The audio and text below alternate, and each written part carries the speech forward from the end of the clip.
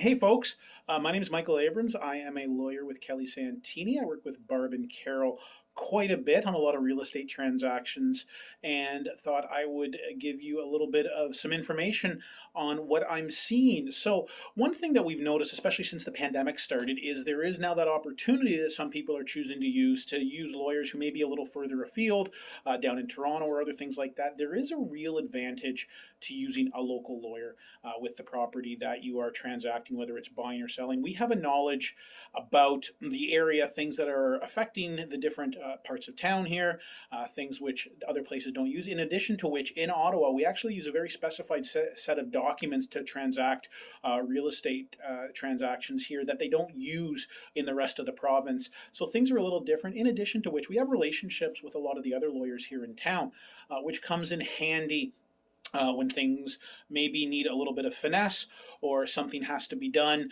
to make sure the transaction goes smoothly. There's a lot better chance of us being able to reach an accord with the lawyer on the other side because we do have that familiarity, because we deal with each other quite a bit. We also are more familiar with a lot of the mortgage professionals that are in business here in town. So it is a real benefit to you and to make sure your transaction goes smoothly, to make sure that you are using a local lawyer here. Another question I get asked is, geez, with all the technology and everything, do you really do any searches or anything anymore? And absolutely, on a purchase, we do a full title search, and it's really, really important because we want to ensure that the property you're buying is what you think you're getting and nothing's going to affect you later on, whether it's an older mortgage that's on title or something that you might not have been anticipating. Now, we can't search everything. There's some off-title matters which you may not be aware of, but that's also why we have a title insurance policy that is going to make sure that you are protected. It gives you protection of your ownership. So when they talk about title, they mean title insurance. Your ownership of the property is being insured. It's a massive help when it comes to protecting you against instances of identity theft. So something would happen where someone commits mortgage fraud. They literally steal your identity and they either put a mortgage on title and take all the money, or they even sell your property and take the money, and you're left with still the mortgage that you have to pay. Title insurance provides coverage for those matters to ensure that you wouldn't suffer a loss.